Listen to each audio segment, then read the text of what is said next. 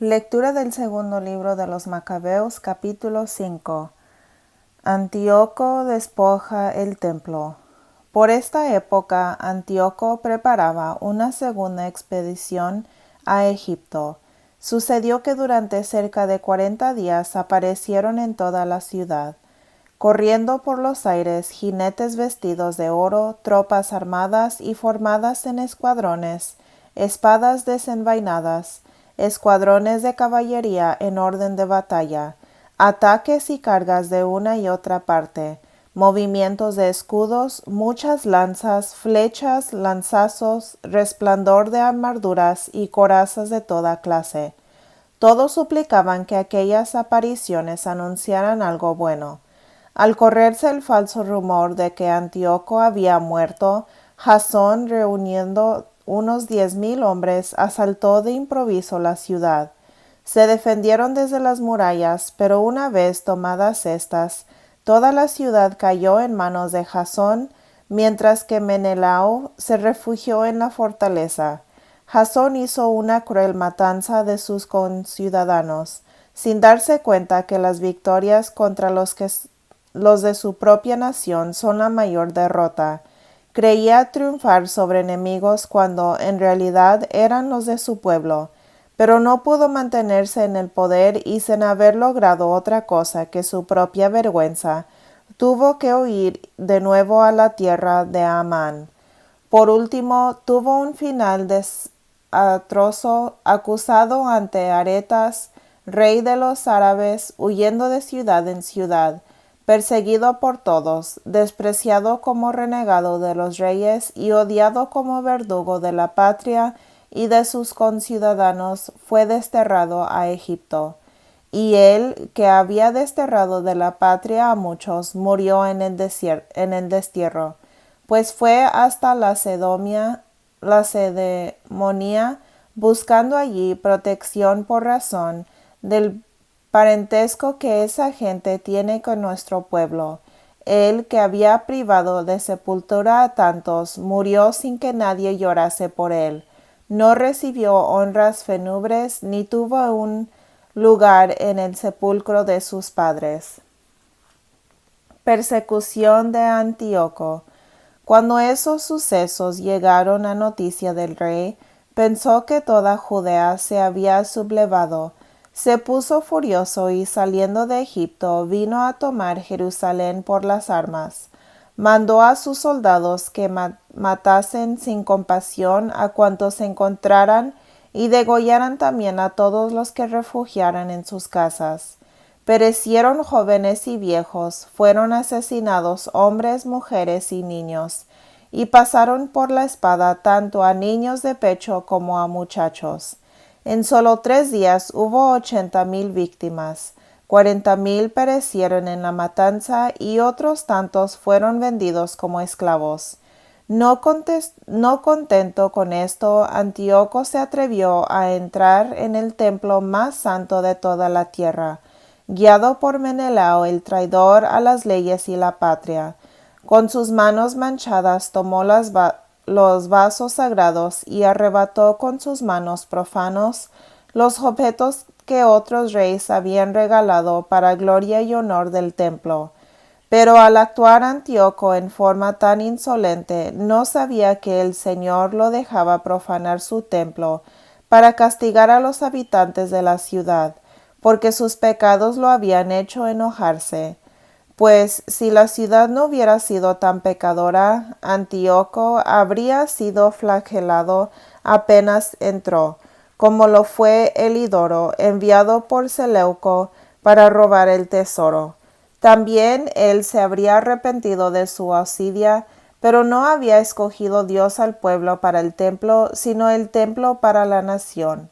Por esto también el templo ha participado de las desgracias de la nación, así como después participó de su restauración y tras haber sido abandonado en el tiempo de la ira de Dios, de nuevo fue restablecido en su gloria cuando se apaciguó el Señor Altísimo. Antíoco, llevando consigo 1,800 talentos que había robado del templo, partió rápidamente para Antioquía, tan orgulloso que se hubiera creído capaz de navegar por tierra y andar a pie por el mar. Al marchar dejó ministros suyos para reprimir a nuestra raza. En Jerusalén a Filipo, de origen frigio y de modales más bárbaros que el que lo había puesto. En Garisim a Andrónico, y a estos hay que añadir a Menelao, que los ganaba por su odio a sus conciudadanos. Sí, este hombre tenía odio enorme a sus hermanos judíos. Además, Antíoco envió a Apolonio con un ejército de 22,000 soldados con orden de degollar a todos los hombres de edad adulta y de vender a las mujeres y los niños. Llegando a Jerusalén, simulando paz, esperó hasta el día sagrado del sábado. Entonces sorprendió a los judíos en su descanso, ordenó a sus ayudantes que hicieran un desfile militar, y mató a todos los que habían ido a ver el espectáculo. Recorriendo las calles, los soldados mataron una gran muchedumbre. Judas Macabeo, sin embargo, y con él otros 10, se habían retirado al desierto, aceptando compartir la vida de los animales salvajes. Allí se alimentaban con puras legumbres, pues no querían comer carnes impuras. La persecución religiosa, capítulo 6. Poco tiempo después el rey envió a Geronte el ateniense con el fin de obligar a los judíos a dejar las leyes paternas y a no vivir más según las leyes de Dios. Además, debían profanar el templo de Jerusalén, dedicándolo a Dios olímpico. De igual manera, debían dedicar el templo del monte Garizim a Dios hospitalario, conforme a los deseos de los habitantes del lugar. Esta agravación del mal fue penosa e insoportable, incluso para la masa. El templo se vio invadido por las orgías de los paganos que venían a divertirse con las prostitutas. En los pórticos se efectuaba el comercio sexual. Además, introducían en el templo cosas no permitidas por la ley. El altar estaba cubierto de víctimas impuras, prohibidas por las leyes. Ya no se permitía celebrar el sábado o observar las costumbres de nuestros padres. No podía uno ni siquiera declarar que era judío. Por el contrario, eran obligados a celebrar mensualmente el Día del Rey con un sacrificio. Así también, cuando llegaban las fiestas de Dionisio, eran obligados a seguir su desfile y a ponerse coronas de flores. Por sugerencia de los habitantes de Ptolemaida, se envió a un decreto a las ciudades griegas vecinas ordenándoles que procedieran de la misma forma contra los judíos que allí vivían, y que éstos participaran en el sacrificio. Los que no quisieran adaptar las costumbres griegas serían degollados. Entonces se pudo apreciar la magnitud de los males que se venían encima. 2 mujeres fueron denunciadas por haber hecho sobre sus hijos el rito de la circuncisión. Las hicieron pasear por toda la ciudad con sus hijos atados a los pechos. Después las arrojaron por la muralla. Otros que se habían ocultado en una cueva para celebrar el sábado fueron denunciados a Filipo y quemados, sin que se defendieran por respeto al sábado. Ruego a los lectores de este libro que no se escandalicen por estas desgracias. Consideren que no sucedió esto para destrucción, sino para educación de nuestra raza. Es que Dios demuestra su benevolencia cuando no deja que los pecadores sigan pecando durante largo tiempo, sino que al contrario interviene pronto para castigarlos. Tratándose de los demás pueblos, Dios espera pacientemente que colmen la medida de sus pecados para darles el castigo, mientras que con nosotros procede de una manera diferente, pues no espera para castigarnos que hayamos colmado la medida.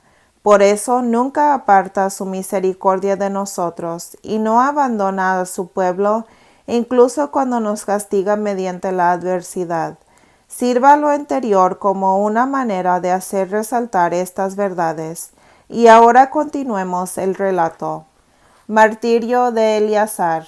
Eleazar, uno de los principales maestros de la ley, ya anciano y de noble aspecto, fue obligado, abriéndole la boca a la fuerza, a comer carne de cerdo.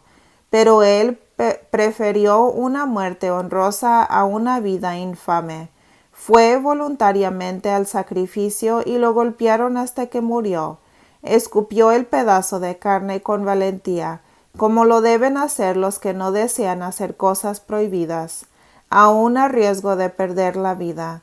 Los que precedían ese banquete impío lo tomaron aparte, pues lo conocían desde hacía mucho tiempo, y trataron de convencerlo que simulara comerse aquella carne, pero que comiera en realidad cosas permitidas preparadas por él mismo. De esta manera se libraría de la muerte, aprovechando esta benevolencia de sus amigos de siempre. Él prefirió tomar una noble resolución que correspondía a su ancianidad y a la vida irreprochable que había llevado desde su niñez, pero sobre todo por respeto a las santas leyes establecidas por Dios. Respondió que mejor lo enviaran al lugar de los muertos, y añadió: a nuestra edad sería indigno disimular, pues muchos jóvenes creerían que yo, a los 90 años, me he pasado a las costumbres paganas. Con esta simulación, y por miedo a perder lo poco de vida que me queda, yo los llevaría a traicionar también a ellos, deshonrándome en mi vejez. Aunque ahora me salvara de los hombres, no me salvaría, sea vivo o muerto, de los demás del Todopoderoso. Por tanto, prefiero sacrificar mi vida con valentía, portándome como corresponde a mi vejez. Así dejaré a los jóvenes un ejemplo generoso, muriendo valientemente por las sagradas y santas leyes. Habiendo dicho esto, se entregó al suplicio. Los que mandaban consideraron lo que hablaba como una locura, y cambiaron su suavidad anterior por dureza. Él, ya casi al morir, dijo gimiendo: el Dios santo, que todo lo ve, sabe que pudiendo librarme de la muerte, sufro en mi cuerpo tormentos atroces, mas en mi alma sufro gustoso por el respeto que le tengo, y con su muerte dejó un ejemplo de nobleza y un monumento de virtud y fortaleza, no solamente a los jóvenes, sino a toda la nación. Martirio de los 7 hermanos, capítulo 7. También arrestaron a 7 hermanos con su madre. El rey quiso obligarlos, haciéndolos azotar con nervios de buey, a que comieran carne de cerdo, prohibida por la ley. Uno de ellos, hablando en nombre de todos, dijo: ¿qué quieres preguntarnos y saber? Estamos prontos a morir antes que a quebrantar la ley de nuestros antepasados.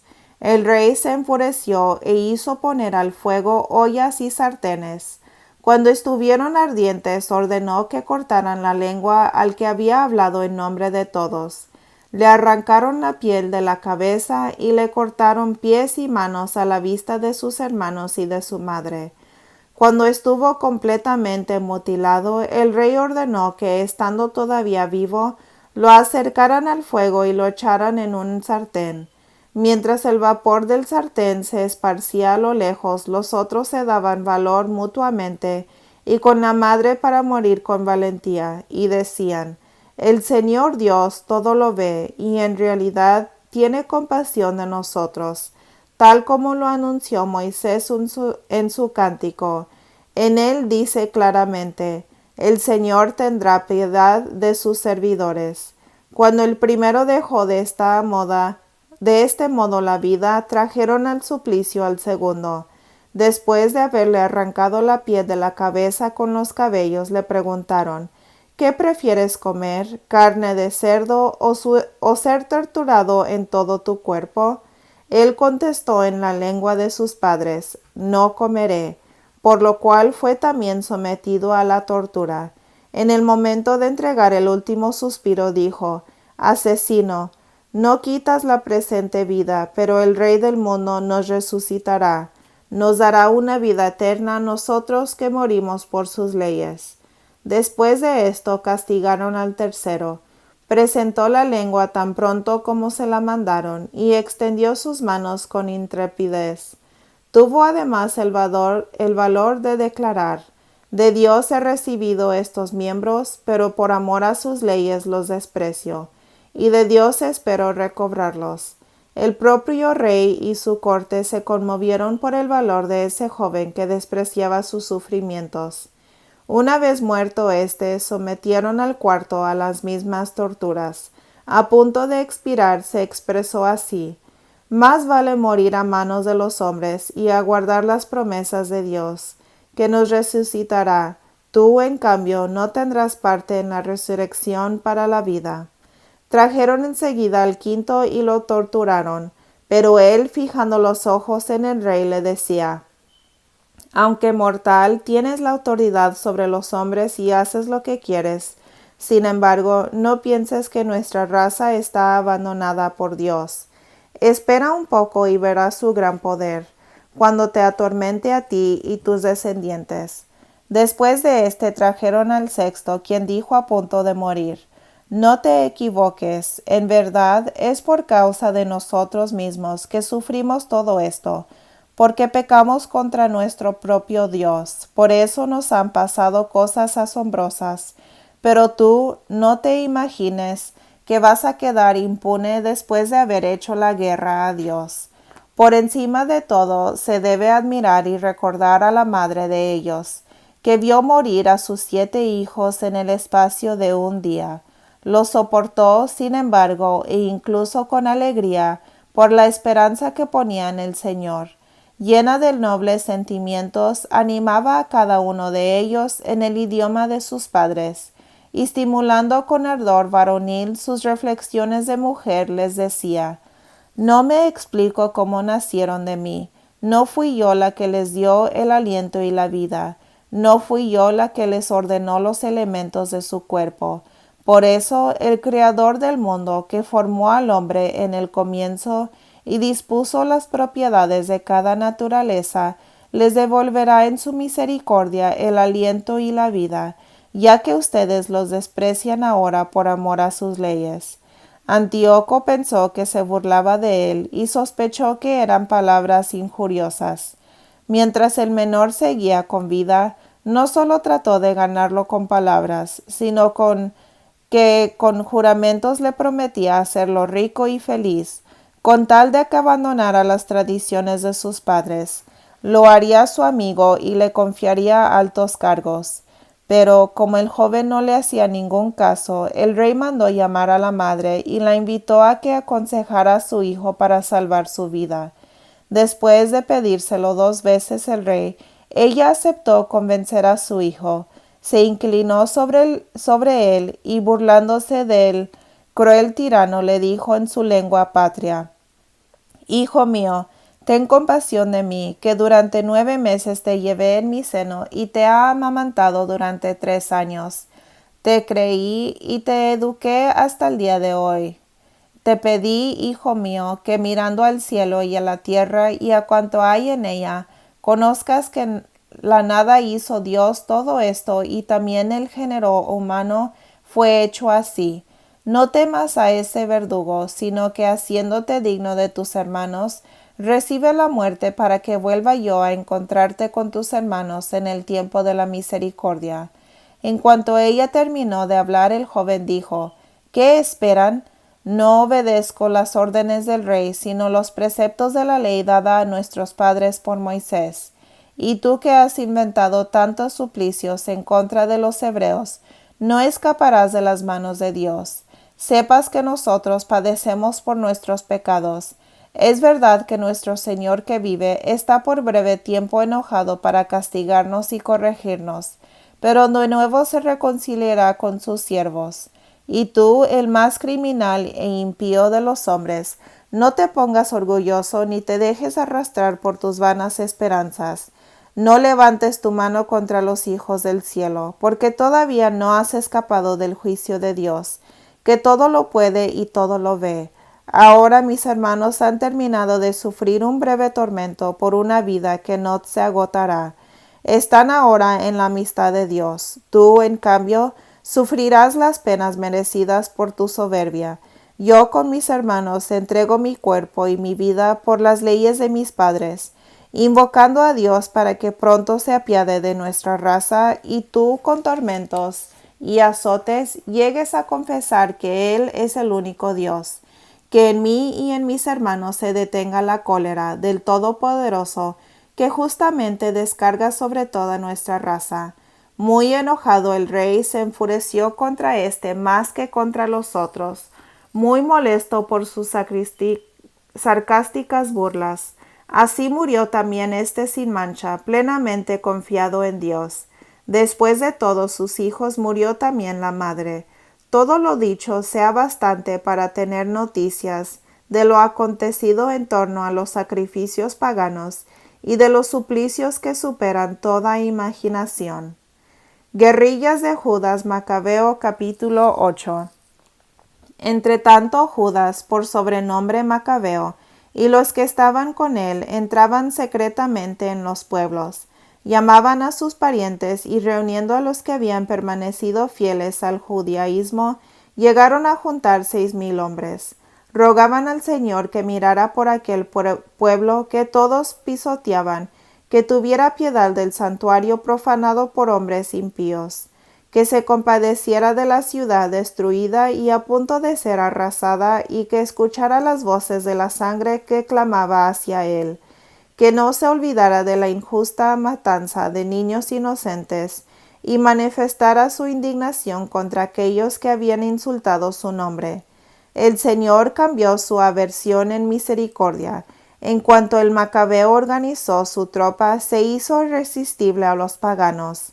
Así pues, Judas, llegando de improviso, incendiaba ciudades y pueblos, se apoderaba de los lugares estratégicos y ponía en fuga a numerosos enemigos. Las más de las veces aprovechaba la noche para tales expediciones, pero por todas partes hablaban de él y de su valor. Al ver Filipo que este hombre progresaba poco a poco y que sus éxitos eran cada día más frecuentes, escribió a Ptolomeo, general de Cilicia y Fenicia, para que lo viniera a ayudar en servicio del rey. Este nombró enseguida a Nicanor, hijo de Patroclo, uno de sus primeros amigos, y lo envió al frente de unos 20,000 hombres procedentes de todas las naciones con la orden de acabar con todos los judíos. Puso a su lado a Gorgias, general de mucha experiencia en asunto de guerra. Nicanor se proponía obtener 2,000 talentos con la venta de esclavos judíos, para pagar el tributo debido por el rey a los romanos. Así pues dio aviso a todas las ciudades de litoral para que vinieran a comprar esclavos por 1 talento, sin darse cuenta que venía sobre él el castigo del Todopoderoso. Al saber Judas que Nicanor venía con un gran ejército, lo comunicó a los suyos. Entonces los cobardes y los que no tenían confianza en la justicia divina se dieron a la fuga.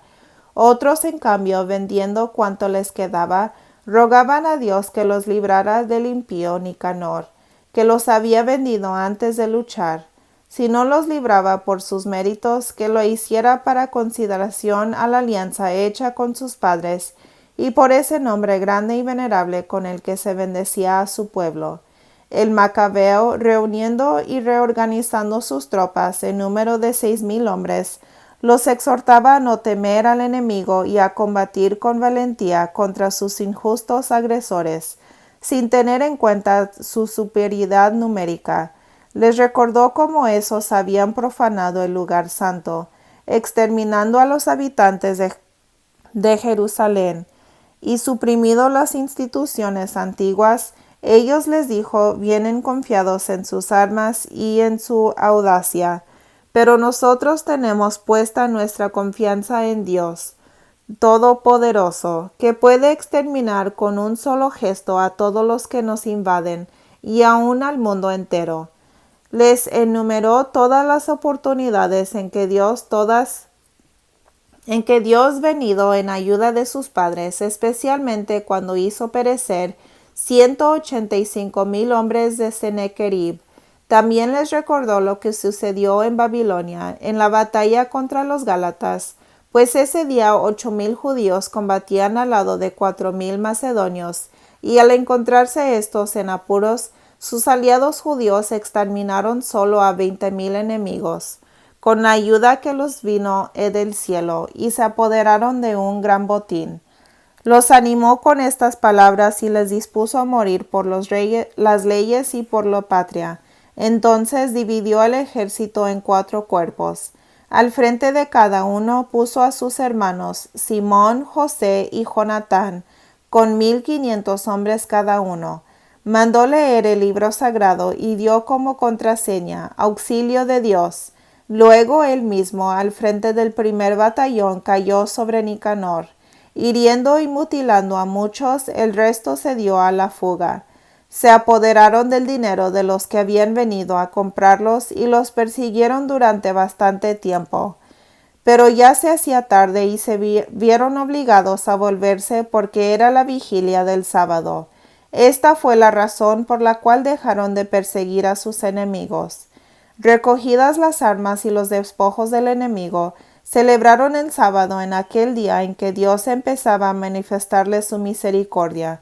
Pasado el sábado repartieron parte del botín entre los que habían sido torturados, las viudas y los huérfanos. Los demás se lo repartieron entre ellos y los suyos. Hecho esto, pidieron al Señor misericordioso en una oración pública que se reconciliara definitivamente con sus siervos. Después, en un encuentro con el ejército de Timoteo y Baquides, mataron a más de 20,000 hombres y se adueñaron de las ciudades fortificadas. Repartieron los abundantes despojos por partes iguales entre ellos mismos, los que habían sido torturados, los huérfanos, las viudas y los ancianos. Las armas tomadas al enemigo se guardaron cuidadosamente en lugares seguros. El resto del botín lo llevaron a Jerusalén. Mataron al jefe de las guardias de Timoteo, hombre muy criminal que había hecho mucho mal a los judíos. Después, mientras celebraban la victoria en Jerusalén, quemaron vivos a los que habían quemado las puertas del templo, incluso a Calisthenes, que se había refugiado en una casita. Así le dieron el pago merecido por su impiedad. El 3 veces criminal Nicanor, que había traído miles de negociantes para comprar a los judíos, quedó humillado con el auxilio de Dios por aquellos mismos que él había despreciado. Despojado de su rico traje, huyendo a través de los campos como fugitivo, llegó a Antioquía demasiado feliz todavía de haber escapado a la destrucción de su ejército. El que se había propuesto pagar el tributo debido a los romanos con la venta de los judíos, afirmaba ahora que éstos eran invencibles e invulnerables, pues tenían a alguien que luchaba por ellos siempre que obedecieran las leyes prescritas por él. Palabra de Dios. Te alabamos, Señor.